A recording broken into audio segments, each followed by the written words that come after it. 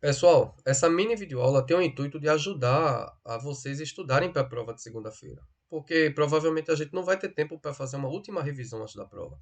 Então eu separei aqui duas questões que já são semelhantes ao que a gente vem resolvendo desde a segunda ficha de exercício. Então, vocês compreendendo bem a dinâmica de resolução dessas questões já vai ajudar pelo menos em uma boa parte da prova, né? A irem bem em boa parte da prova. Então, eu separei duas questões específicas aqui para a gente trabalhar e eu espero que vocês compreendam o modo de resolução, correto? Vamos para a primeira questão.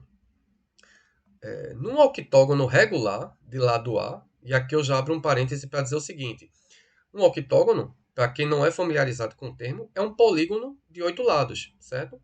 8 lados e, consequentemente, 8 vértices. De lado A. Quando eu digo que é regular, significa que todos os lados vão ter a mesma medida. Então, se um lado mede A, os outros lados também vão medir A, ou seja, vão ter a mesma medida. Quem é A, pouco importa. Nesse caso aqui, a gente não vai precisar substituir por valores numéricos. Então, o lado mede A. Apenas isso, certo? Continuando. Encontram-se nos vértices, dispostas alternadamente, quatro cargas mais Q, ou seja, positivas, e quatro cargas menos Q, ou seja, negativas. Estão aqui, ó, dispostas alternadamente, significa que vem uma mais Q, aí depois mais Q, menos Q, e por aí vai, certo? Nos 8 vértices desse octógono. Foi colocada no centro uma carga mais Qzinho, aqui, ó, mais esse Qzinho aqui minúsculo. Está no centro do octógono. Sabendo que consiste em um sistema elétrico isolado, ou seja, não existe nenhuma força externa que vai interferir na distribuição de cargas aqui, né? Não existe nada externo que vai alterar o somatório aqui, né? O total de cargas e de forças, e que a distância do centro até cada vértice é R, ou seja, a distância aqui do centro até cada uma dessas cargas vai ser a mesma, vai ser igual a R, demonstre. Letra A. Qual é a força elétrica resultante sobre essa carga do centro, né? Mais Qzinho, que está aqui, ó, bem no centro do octógono. Então, primeiro a gente tem que ter em mente que força elétrica, assim como qualquer força, é uma grandeza vetorial, ou seja, é um vetor, né? Tem direção e tem sentido. Então a gente precisa analisar qual é a orientação da setinha do vetor que cada carga, do vetor da força que cada carga exerce em cima dessa carga mais Qzinho aqui do meio, certo? Então, se a gente tem 8 cargas nos 8 vértices, todas elas vão exercer, cada uma força elétrica, né, ou eletrostática nesse caso, em cima dessa carga mais Qzinho, certo? Então, a letra A quer saber qual é a força elétrica total, a força elétrica resultante dessas 8 cargas, né, em cima da carga que está aqui no centro. Beleza? Então a gente tem que fazer essa análise vetorial, ou seja, o desenho da seta, né? A orientação da seta do vetor da força devido a cada uma dessas cargas em cima da carga mais Qzinho. Beleza? É essa análise que a gente vai fazer para saber se vai ser preciso utilizar a fórmula da lei de Coulomb ou não, ou talvez nem seja preciso, correto? Dependendo do valor da força resultante que a gente vai encontrar. Então, para ajudar aqui na ordem, né, eu vou nomear essas 8 cargas que estão nos vértices com números. Né? Eu vou seguir no sentido horário. Eu vou começar por essa daqui, negativa. Chamar ela de carga número 1, certo? Seguindo no sentido horário, eu vou ter aqui essa carga aqui mais que. Chama ela de carga número 2. Seguindo, ó, carga número 3, 4, 5, 6, 7 e 8. Né? Numerei essas cargas só por uma questão de ordem, para a gente não se perder, certo? Você poderia chamar de A, B, C, D, E, F, G, enfim, a forma como você achar melhor. Mas agora a gente vai partir para o que interessa, que é a análise da orientação do vetor de força que cada uma dessas cargas exercem em cima de Qzinho, né? Então, olhando para aqui para a carga que eu chamei de carga número 1, ela é negativa, né? Ela é menos Q. Então a gente aprendeu que cargas de sinais contrários se atraem, né? Aqui eu tenho menos Q e aqui no centro eu tenho mais Qzinho, positiva. Então positivo com negativo se atraem. Né? Cargas de sinais contrários se atraem. Então se elas se atraem, o vetor da força vai em cima dessa carga mais Qzinho vai ser um vetor de aproximação, apontando para essa carga menos Q. Como se revelasse uma tendência de se aproximar. né? Já que elas se atraem, seria uma tendência de aproximação. Então, a setinha aqui do vetor da força vai ser apontando no sentido de menos que, como se fosse para se aproximar. Vou chamar essa força aqui primeira de F1. Né? Força 1 porque é devido à carga de número 1, que eu dei essa numeração. Seguindo a ordem, agora eu tenho aqui a carga número 2, que é positiva, mais que. Mais com mais se repelem. Né? Cargas de sinais iguais, elas se repelem. Elas tendem a se repulsar, a se afastar. Então, o vetor da força aqui, devido a essa carga número 2, que é mais que, não vai ser um vetor de aproximação, apontando para cá, para a carga número 2. Vai ser um vetor de afastamento, apontando no sentido contrário, como se estivesse revelando uma tendência de se afastar, certo? Já que elas se repelem, o vetor vai ser no sentido oposto, né? Mesma diagonal, porém no sentido contrário. E aí eu vou chamar esse vetor aqui de força de F2, porque é devido à carga de número 2. Só que nesse caso é de afastamento, já que elas têm mesmo sinal. Seguindo a ordem, eu tenho agora uma carga de número 3, que também é negativa, né? Menos que. E aí, como a gente já viu no primeiro caso, mais com menos dá menos, ó. Mais com menos se atrai, correto? Se elas se atraem, o vetor da força vai ser de aproximação, como se revelasse uma tendência de se aproximar, já que é uma atração. Então aqui eu vou chamar essa força de F3, porque é devido à carga de número 3.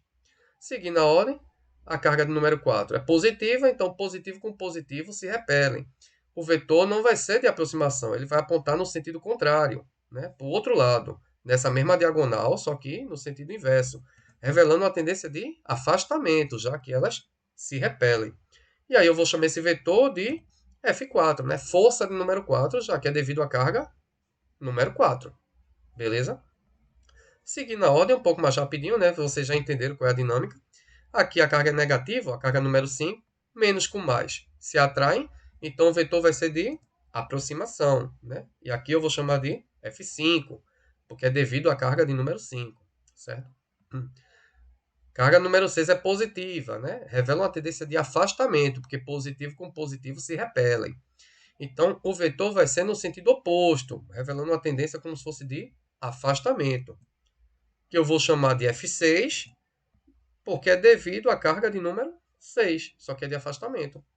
Carga número 7 é negativa, vai ser um vetor de aproximação, porque positivo com negativo se atraem, e eu chamo de F7. E por último, mas não menos importante, a carga número 8 é positiva. Ela vai se repelir com essa carga mais quezinho. Positivo com positivo se repelem. Então o vetor não vai ser de aproximação, vai ser de afastamento, no sentido contrário. Né? Que eu vou chamar de F8. Certo? Então aqui a gente tem a análise vetorial das forças das 8 cargas em cima da carga mais quezinho que está aqui no meio. Correto? Se vocês observarem, a gente tem aqui 4 diagonais. Né? Uma diagonal de azul, onde se encontram as forças F1 e F5, né? Devido respectivamente às cargas de número 1 e de número 5. A gente tem outra diagonal aqui em laranja, né? Que tem F2 e F6, que estão em sentidos contrários. Né? F2 devido à carga número 2, né? É o vetor de afastamento. E F6 que é devido à carga número 6, né? Também é de afastamento, porque os sinais eram iguais em ambos os casos, né? Positivo com positivo. Eu tenho a terceira diagonal aqui, ó, em verde, que tem F3 e F7, pelo mesmo motivo, né? Sentidos contrários, mas nesse caso, porque menos Q se atrai com mais Qzinho, então o vetor aqui era de aproximação, e aqui menos Q, que é a carga número 7, também se atrai com mais Qzinho, vetor também de aproximação. Então, a gente tem essa diagonal. E por último, a diagonal aqui em vermelho, né? Que tem F4 e F8. Correto? Também em sentidos contrários, porque as cargas se repelem. Mais Qzinho com mais Q se repelem, e aí o vetor é de afastamento para cá. E essa mais Q aqui, que era a carga número 4, se repelindo também com a carga mais Qzinho. E aí o vetor de afastamento ficou para lá, ó, F4. Beleza? Então a gente tem as 8 diagonais. Por simetria, por uma questão de simetria, se a gente olhar cada par, né, que se encontra em cada diagonal, a gente vai ter sempre duas forças em sentidos opostos, em sentidos contrários, né? uma para a esquerda e uma para a direita, por exemplo. Ou então, aqui uma para cima e outra para baixo. Mas em cada diagonal a gente vai ter um par de forças que vai estar uma para um lado, outra para o outro. Pegando a primeira diagonal aqui, ó, onde tem F1, eu tenho o F1 apontando para cá e o F5 ó, do outro lado dessa mesma diagonal, por isso que eu deixei tudo de azul, apontando para baixo. Eu posso dizer nesse caso, já que são vetores, que a soma vetorial dessas duas forças vai dar zero. Por quê? Porque elas estão em sentidos contrários. Elas têm a mesma intensidade, ou seja, se vocês olharem friamente, sem observar o sinal, se é positivo ou negativo, todas têm o mesmo valor, que é esse valor Q aqui, Q maiúsculo, né? Todas as cargas dos vértices têm o mesmo valor Q. Então, a intensidade da força vai ser a mesma em todos os casos. Todas elas estão a mesma distância R da carga do meio, Qzinho. Todas estão à mesma distância R. Então, a intensidade da força vai ser a mesma em todos os casos. A diferença é que umas têm carga positiva e outras têm carga negativa, correto? Mas a intensidade, ou seja, o módulo, o valor numérico é Q. Então as forças têm a mesma intensidade. O que muda é o sentido. Então, se eu tenho uma força puxando a carga mais Qzinho para cima, que no caso aqui é F1, e outra puxando para baixo, no caso de F5, é como se elas se equilibrassem, né? Se cancelassem, se anulassem. Então eu posso dizer, já que são vetores, que a soma vetorial dessas duas dá nulo, ou seja, dá zero. Dá zero porque ela é como se elas estivessem se cancelando, já que elas estão em sentidos contrários. Se elas estivessem apontando para o mesmo sentido, aí elas se somavam de fato. Mas como elas estão em sentidos opostos, elas se anulam. Então a soma vetorial delas vai dar zero, porque uma está para cima, a outra está puxando para baixo. Então é como se mantivesse essa carga mais Qzinho em equilíbrio, vamos dizer assim. Então a soma vetorial aqui vai dar zero. O mesmo caso para a segunda diagonal, onde está F2, que foi o vetor de afastamento devido à carga de número 2, né?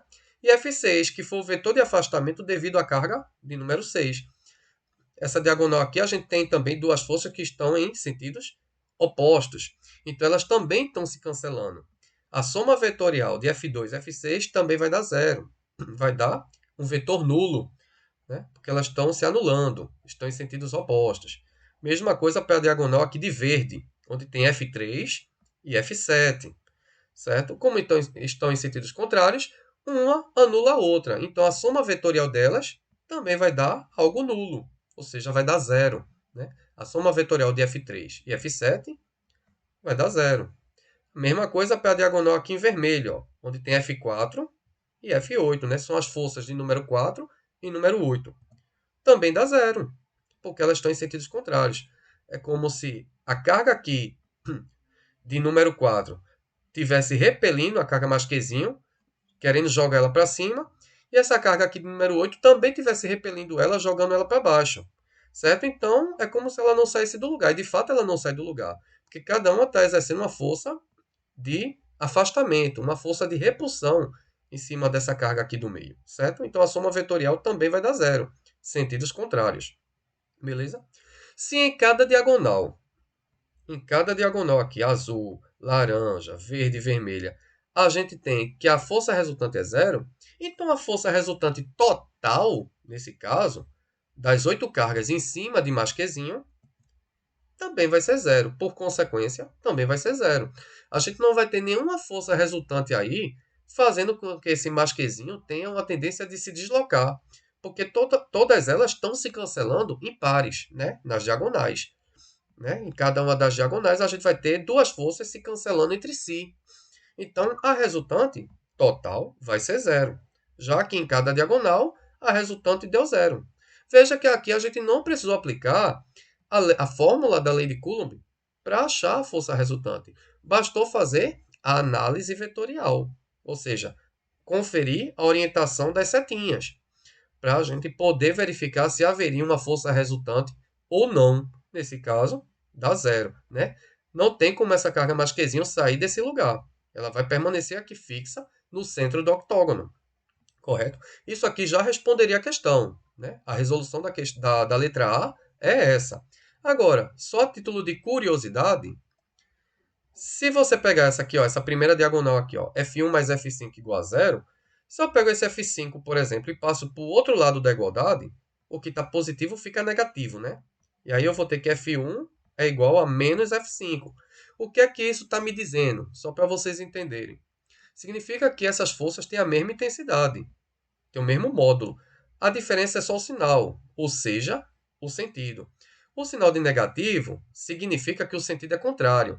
Então, F5 está no sentido contrário a F1. E, de fato, se você olhar aqui na figura, na diagonal respectiva, as duas forças estão opostas, né, entre si. Então, o sinal de menos denuncia que essas forças estão em sentidos contrários, mas elas têm a mesma intensidade.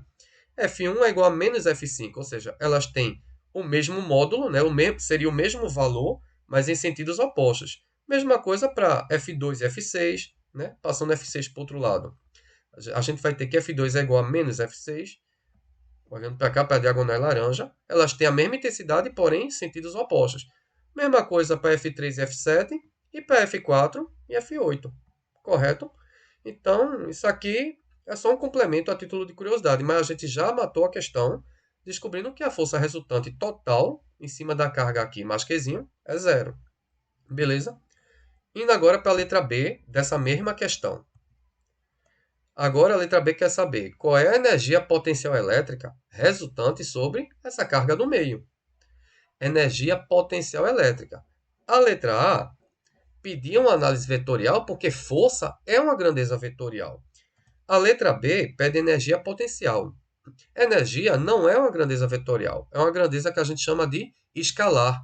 Não tem, nesse caso, nem direção, nem sentido. Só tem apenas o valor, o módulo, né? Que é o que a gente chama de intensidade. Mas não tem nem direção, nem sentido. Então, nessa letra B, a gente não vai fazer análise vetorial. A análise das setinhas dos vetores, porque a energia não tem vetor. A energia não é vetor.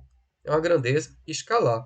Então, o que a gente vai fazer aqui é montar a formulazinha da energia potencial para cada uma dessas cargas que estão nos vértices, né?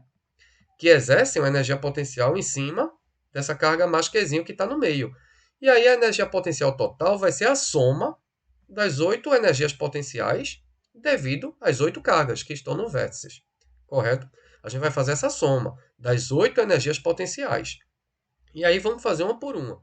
A fórmula da energia potencial, só pegando aqui a da primeira carga de exemplo, é K0, que é a constante eletrostática, nesse caso aqui do vácuo, né? A gente sempre vai considerar que está no vácuo, vezes a carga de uma, vezes a carga da outra, que nesse caso sempre vai ser mais Qzinho, que está aqui no meio, porque é em cima dela que a gente está trabalhando, é em cima dela que a gente está fazendo a análise, né, de qual vai ser a energia potencial elétrica resultante, correto? Dividido pela distância que é R. Lembra que a questão falou que a distância do centro até cada um dos vértices é R, ou seja, é a mesma distância? Pronto, essa distância é R. Não importa que valor seja R. Aqui não vai importar para a gente e vocês vão ver isso. Essa é a fórmula da primeira energia potencial, devido à primeira carga, que eu numerei com o número 1. Por que esse sinal de menos? Porque essa carga aqui é negativa. Quando a gente fizer menos Qzão vezes mais Qzinho, jogo de sinal. Menos com mais dá menos. Eu só fiz organizar a fórmula. Esse menos eu joguei aqui para frente. Em vez dele estar aqui, junto com o menos Q, eu joguei para frente, passei para frente, só para deixar a expressão matemática mais organizada, mais clara. Então aqui fica negativo porque esse Q aqui é negativo, correto?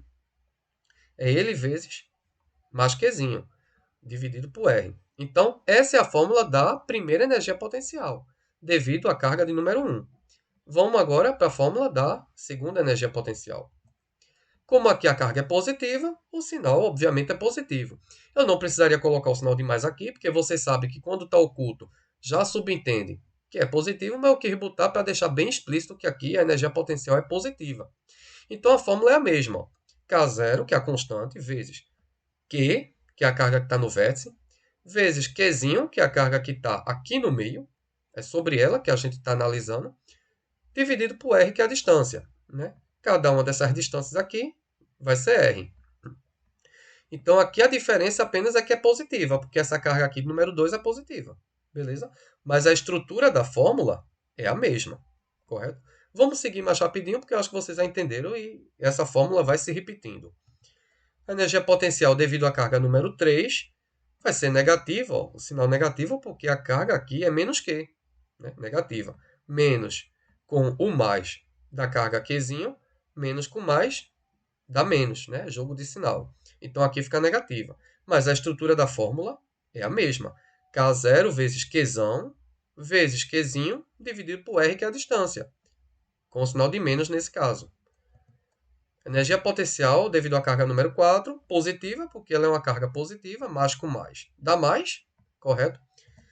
Energia potencial número 5, negativa, porque a carga é negativa, então menos com mais dá menos. Está aqui, ó, o sinal de menos. Energia potencial devido à carga número 6, positiva, porque ela é uma carga positiva. Número 7 dá negativo, porque é menos que, né? Carga negativa. E por último, a energia potencial da última carga, aqui, ó, que eu numerei com o número 8, positiva. Então, positivo com positivo, permanece o sinal positivo. Então, aqui a gente tem as fórmulas das 8 energias potenciais devido às 8 cargas que se encontram nos vértices do octógono. Né? Para a gente descobrir qual é a energia potencial elétrica total em cima da carga mais Qzinho que está aqui no centro. O que a gente vai fazer é somar essas 8 expressões. Lembra que na segunda ficha de exercício teve uma questão semelhante a essa, em que a gente foi substituindo essas expressões tudo por cachinho de uva, para facilitar no entendimento de vocês? É isso aqui que a gente vai fazer. Só que eu não vou estar aqui desenhando cacho de uva nem nada, certo? Mas vocês entendem qual é a lógica por trás. Então aqui a gente tem, ó, 4 energias potenciais negativas, devido às cargas negativas, ó, Q1, que é negativa, Q3, que também é negativa, devido a Q5, que também é negativa, e devido a Q7. Ó. Grifei de azul as 4. São as 4 energias potenciais negativas. Por outro lado, grifei agora ó, de laranja as 4 energias potenciais que são positivas, porque suas respectivas cargas são positivas. Ó. Q2, né? Q4, Q6 e Q8. Todas as 4 que estão de laranja, inclusive, aqui na figura, né? Positivas. Por isso que eu deixei, inclusive, as cores em conforme com esse grifo aqui, né? O que está de azul está negativo, ó, conforme a imagem da figura. E o que está positivo está de laranja, beleza? Para ninguém se confundir. Então, a gente tem aqui 4 energias potenciais com valor negativo e 4 energias potenciais com valor positivo. São elas que a gente vai somar para saber qual é a energia potencial resultante, correto? 4 positiva com 4 negativo. Isso aqui seria o equivalente, como a gente estava fazendo na ficha. 4 caixinhas de uva menos 4 caixinhas de uva. Como é que dá essa continha? A energia potencial total vai ser a soma, literalmente, dessas 8 expressões, né, de energias potenciais individuais, vamos dizer assim. E aí a gente vai ter a junção de 4 energias potenciais positivas e 4 energias potenciais negativas. Voltando só para vocês relembrarem, essas 4 negativas vão se somar e vai dar menos 4, tudo isso aqui, né? Toda essa expressão. E as positivas vão se somar e vai dar mais 4, né? Mais 4 junto com toda essa expressão aqui da fórmula. Correto? Mais 4 e menos 4. É o que está aqui. Certo? É como se fosse 4 caixinhas de uva menos 4 caixinhas de uva. Aqui, ó. De laranja estão a soma das energias potenciais positivas e de azul a soma das energias potenciais negativas. Mais 4 menos 4. Essa conta você sabe fazer de cabeça. Se eu tenho 4 caixinhas de uva menos 4 caixinhas de uva, esse resultado vai dar zero. A energia potencial elétrica total, esse T aqui é de total, é nula, ou seja, é zero, porque elas estão se cancelando. Mais 4, menos 4. Ah, professor, mas isso aí já dava para deduzir de cabeça sem precisar fazer toda essa demonstração matemática. Mas aí eu não tenho como saber, na prova principalmente, se você deduziu isso por conta própria ou se você simplesmente chutou, ou se você escutou esse resultado de alguém. Então, você tem que demonstrar, de alguma maneira, de que você achou o resultado igual a zero. Certo? Não estou dizendo que a questão vai cair exatamente assim na prova. Pode cair uma questão parecida, mas você precisa demonstrar por que, que esse resultado aqui chegou a zero. Correto?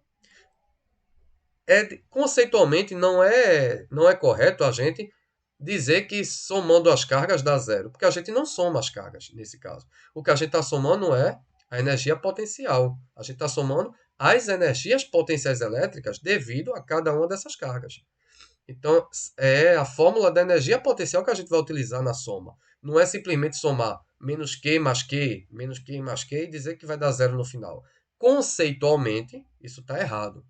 A questão não está pedindo para somar as cargas, está pedindo para somar as energias potenciais elétricas. Então a gente tem que aplicar a fórmula da energia potencial elétrica, que é, mais uma vez, K0 vezes uma carga vezes a outra carga dividido pela distância, que aqui a gente está chamando de R. E aí a gente sabe que a resposta aqui dá zero, certo? Então isso aqui é a resolução da letra B dessa questão. Espero que tenham compreendido. Passando agora para a segunda questão, que é a última que eu vou resolver aqui nessa mini videoaula. É parecida também com o que a gente já vem fazendo, só que essa é até mais simples, certo? Vou ler aqui o enunciado e vou ressaltar aqui qual é a diferença dessa questão para as outras que a gente vinha fazendo. Três esferas condutoras idênticas, né? Frisem essa palavra. A, B e C estão aqui na figura, ó. Estão eletrizadas com cargas de mais 6 microcoulomb. Tá aqui, ó, a esfera A tem mais 6. Esfera B tem menos 2 microcoulomb, está aqui no meio, menos 2. E a esfera C tem menos 7, está aqui, ó, menos 7 microcoulomb, respectivamente, formando um sistema elétrico isolado. Ou seja, se essas três esferas estivessem dentro de uma caixinha fechada, nada de fora interferiria dentro da caixinha e nada de dentro sairia. Então, na caixinha, a gente só tem essas três esferas. Independente delas entrarem em contato entre si, o somatório dessas cargas dentro da caixinha vai permanecer o mesmo, porque nada está saindo da caixinha e nada de fora está entrando. Correto? Isso aqui é só para ressaltar o que significa na prática o princípio da conservação da carga elétrica. Agora, cuidado para não confundir. Teve uma questão no teste, que foi a terceira questão, que eu pedi, que inclusive tem essa mesma figura lá, com esses mesmos valores, que eu pedia para calcular o somatório total das cargas, certo? Desse sistema. O total, juntando as três esferas. Aqui a gente não quer esse total. Aqui, como a questão vai dizer, a gente vai querer saber qual vai ser a carga final individual de cada esfera. Vamos continuar lendo. Primeiro, as esferas A e B são postas em contato. Né? A e B vão entrar em contato e, após atingirem o equilíbrio eletrostático, elas vão ser separadas. Depois, B vai entrar em contato com C, aqui ó, B é a do meio, vai entrar em contato com C, e após o equilíbrio também vão ser separadas.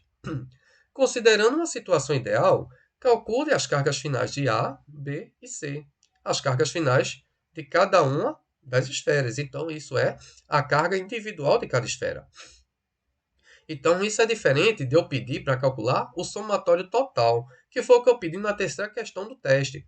Eu dizia assim, me dê o somatório total das cargas, né, antes e após sucessivas interações entre elas. O que eu queria ali era simplesmente que somasse os três valores, que nesse caso aqui, ó, mais 6 microcoulombs, né, com menos 2 microcoulombs, vai dar 4 microcoulombs, né? Lembrando que micro significa 10 elevado a menos 6, né? É uma potência de 10. Mas a gente aqui não precisa explicitar isso. Eu só estou dizendo a título de informação. Então a gente teria aqui mais 6 menos 2, que dá 4, né? Mais 4. E aí mais 4 menos 7 dá menos 3, né? Subtração, a gente faz a subtração e dá o sinal do maior número. Mais 4 menos 7, o sinal do maior número é o menos, né? Do menos 7. E aí o resultado do somatório total daria menos 3. E aí, como o sistema é isolado, tanto antes elas entrarem em contato, como após elas entrarem em contato, o somatório não vai mudar, vai ser sempre o mesmo, vai ser menos 3 microcoulomb, porque elas estão naquela caixinha fechada, confinada, nada de fora interfere no que está dentro e nada de dentro escapa. Ou seja, nenhuma carga que está dentro vai escapar da caixinha. Então, independente delas entrarem em contato entre si, esse somatório total, que é menos 3, vai permanecer, por mais que elas se encostem e transfiram cargas de uma para outra dentro da caixinha. Mas o total vai se conservar. É isso que diz o princípio da conservação da carga elétrica. O somatório total se conserva num sistema elétrico isolado. Beleza? Mas a questão aqui não está pedindo o somatório, está pedindo a carga individual de cada uma. Então, repare. Lembra que eu pedi para frisar a palavra idênticas? É porque elas têm o mesmo tamanho. Se elas têm todas exatamente o mesmo tamanho, a gente não vai precisar recorrer à regra de 3 para saber que carga é proporcional a que esfera, a que tamanho de esfera, certo? A gente não vai precisar saber o raio das esferas. Poderia até fazer a regra de 3 aqui, mas seria um trabalho desnecessário nesse caso, já que elas têm tamanhos iguais. O que a gente vai fazer aqui é a média aritmética. É como você faz aí quando você quer saber a média da unidade. Você pega a N1, soma com a N2 e divide por 2 para saber sua média. Não é assim que faz? Quando você tira 10 na N1 e tira 8 na prova, que é a N2, para você saber sua média, você soma 10 mais 8, dá 18, e divide por 2, que dá 9. Ou seja, o resultado da sua média é 9.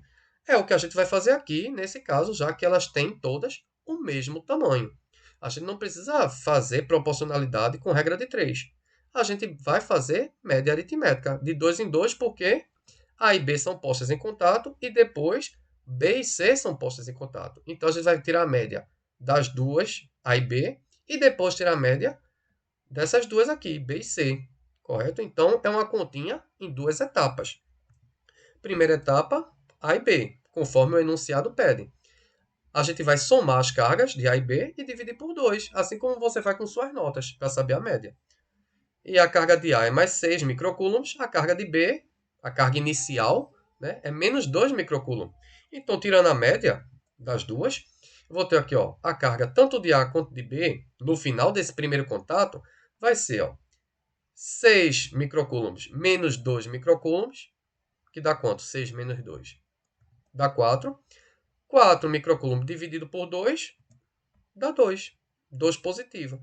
Isso significa dizer que as cargas finais, tanto de A como de B, após essa primeira interação, esse primeiro contato, vai ser 2. Ou seja, A vai terminar com 2 microcoulombs de carga e B também vai terminar com 2 microcoulombs de carga.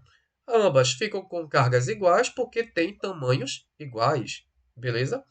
Esse foi o primeiro momento, o primeiro contato, A e B. Vamos agora para o segundo contato, que é B e C. Ó. Depois B entra em contato com C.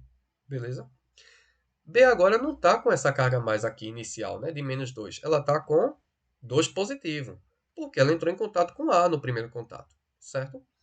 Então ela está agora com 2 positivo. E C, como ainda não entrou em contato com ninguém, permanece ainda com menos 7. Então a média agora vai ser em cima desses dois valores. A carga final de B e C vai ser a média, né? 2 microcoulombs menos 7 microcoulombs dividido por 2, certo? 2, que é a nova carga de B, e menos 7, que ainda é a carga inicial de C. 2 menos 7, quanto é que dá? Menos 5, né? Porque a gente subtrai e dá o sinal do maior número. Nesse caso, o maior número é 7 e o sinal dele é menos. Então, prevalece o sinal de menos. 2 menos 7 igual a menos 5. Aí a gente tem menos 5 microcoulombs dividido por 2, que dá menos 2,5. Ou então a gente pode falar menos 2,5, né, microcoulombs. Significa dizer que tanto B como C vão terminar esse contato tendo cada uma menos 2,5 microcoulomb de carga, certo? Elas vão ficar com cargas iguais, mais uma vez, porque elas têm o mesmo tamanho. Então, reunindo agora aqui as informações das cargas finais das três esferas, a gente vai ter a carga de A, que ficou mais 2, né? 2 positivo, porque ela só entrou em contato uma única vez, que foi com B, ó. Então ela permaneceu com 2 microcoulombs, aqui no final do primeiro contato, é o que ela ficou. B e C entraram em contato aqui na segunda etapa, então cada um adquiriu no final menos 2,5, né? Cada uma. Então, A terminou com 2 positivo, B e C terminou com menos 2,5 negativo, né? Microcoulomb. Micro, que é como se fosse 10 elevado a menos 6, e coulomb, né, que é essa letra C maiúscula, que é a unidade de carga elétrica, em homenagem ao físico Charles de Coulomb. Por isso que leva esse nome, né? Unidade de carga. Então, essa é a resposta da segunda questão, as cargas finais das três esferas. Mais uma vez, bastou fazer a média aritmética em cada caso, porque todas elas têm exatamente o mesmo tamanho. Então, não precisa se preocupar com proporcionalidade. Ao final de cada interação, as esferas vão ficar tendo a mesma carga uma da outra, certo? A e B aqui tiveram a mesma carga no final, e aqui B e C tiveram a mesma carga no final, correto? Está aqui o resultado. Espero que vocês tenham compreendido, né, tenham entendido a lógica de resolução das duas questões, e isso vai ajudar, obviamente, em uma boa parte da prova de segunda-feira.